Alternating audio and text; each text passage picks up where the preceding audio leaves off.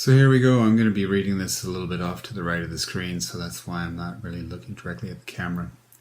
This is for public interest and to improve flight safety globally.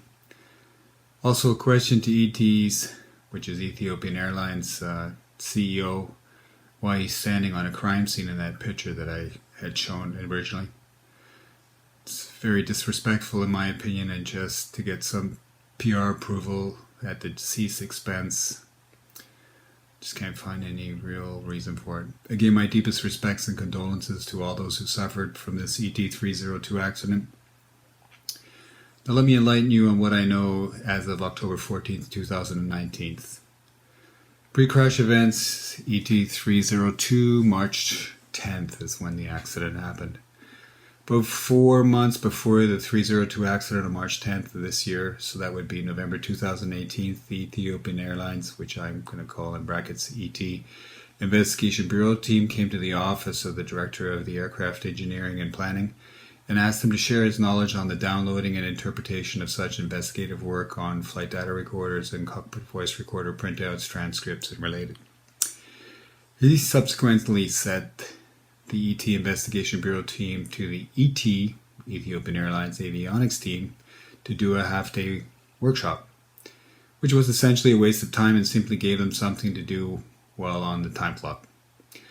I have personally witnessed how ET conducts investigations, and we'll go into that in a later video. I have one such experience on this channel already.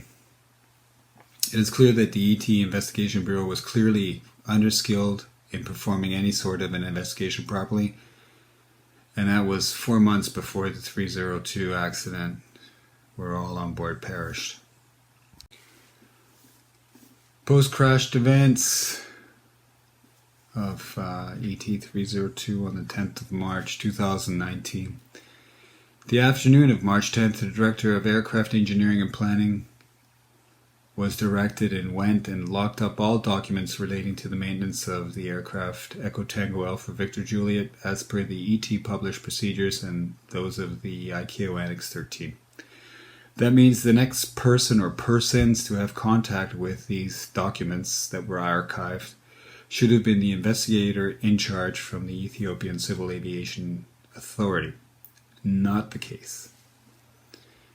The morning of March 11th, the COO, Chief Operating Officer, ordered under the direction of the CEO the following. Number 1, formed a team to illegally open the secured Alpha Victor Juliet archive documents, which were secured the day before, and archive all the A/daily and transit check cards and replace most of them those that had recorded issues that could be linked to the crash or make Ethiopian Airlines look unprofessional and negligent.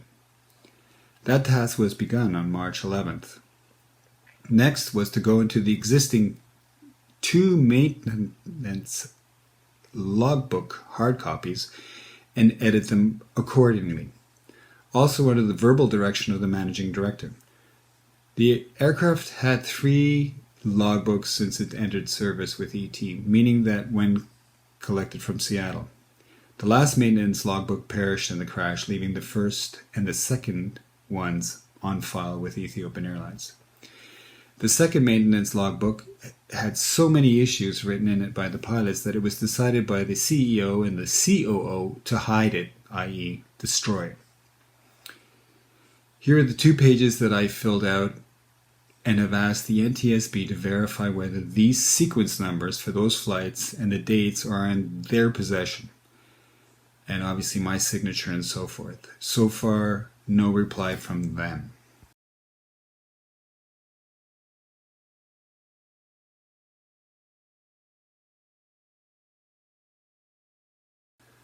The Maintenance Control Division reported officially that the second maintenance logbook was lost, which was commonplace at Ethiopian Airlines. But on my 22 other AOC operators that I've worked for previously, this was really unheard of. Hence, the CEO ordered a fabricated maintenance logbook be created to make ET's Ethiopian Airlines maintenance operations looked pristine. Accordingly, the maintenance system, brackets MXI,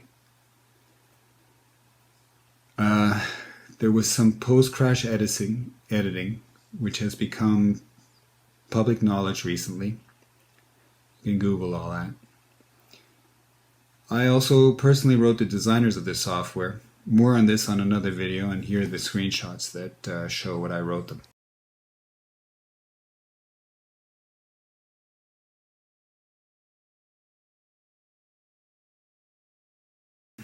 A technician named Mesfin Sege was ordered by force and warning means the threat of termination, to sign off a logbook remark of December 7th, 2018, where the pilot had written "roll to the right" remark.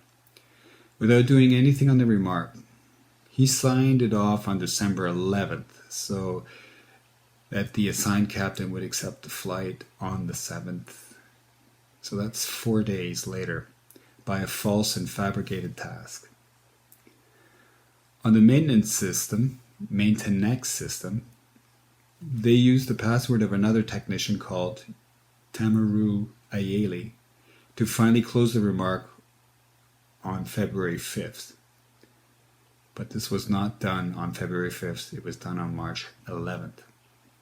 Just after the crash on March 10th, while all records were seen and looked at for any loopholes, they saw this autopilot remark and assumed Boeing or the regulatory authorities coming to inspect all this would request an explanation, as it was not communicated through the engineering department of Ethiopian Airlines or to Boeing, which was a requirement after the preliminary report for the first MCAS-related crash was published in November 2018. So together with the above gap, there were other remarks that the CEO and the COO decided to hide them all. Hence, the second maintenance logbook was completely destroyed and a new one was introduced, i.e. fabricated. That means that all tasks, all signatures, they had to recreate all the pages.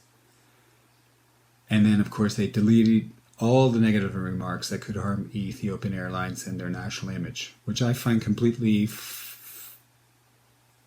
unbelievable. Also, for the related tasks which were never performed. It was in this action that they opened the closed remark again on March 11th, and this is the one that was referred to so famously by the other whistleblower last week, and backdated to be closed on February 5th.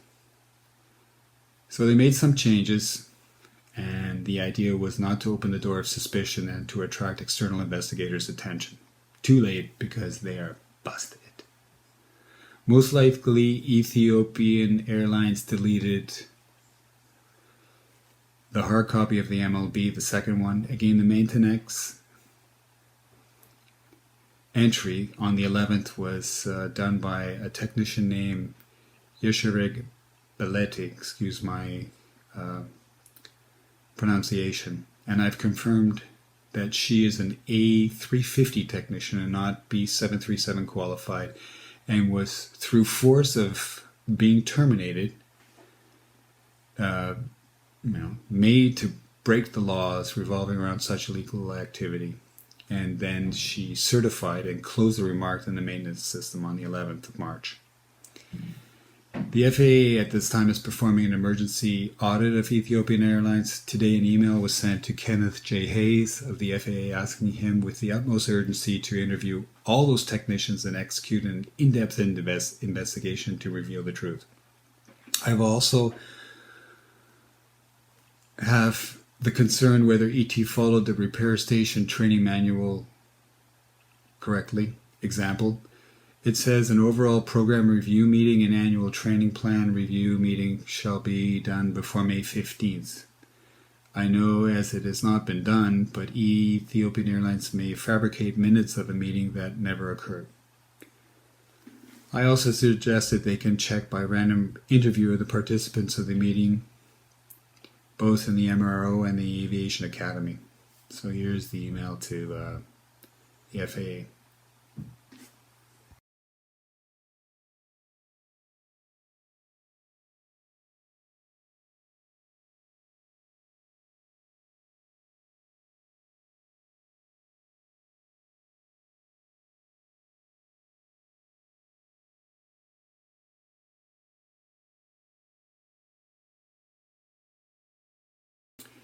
ET has since been advised of the surprise FAA audit late last week used the beginning of the weekend to destroy all related data and recreate non-Ethiopian airlines' incriminating versions.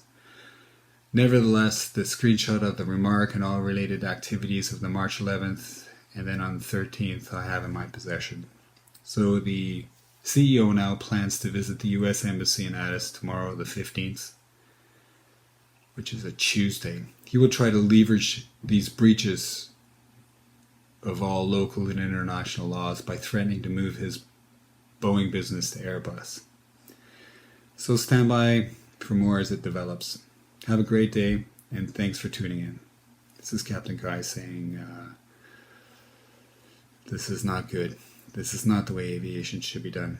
So here's some more information on the FAA audit against Ethiopian Airlines in 2016. Have a nice day.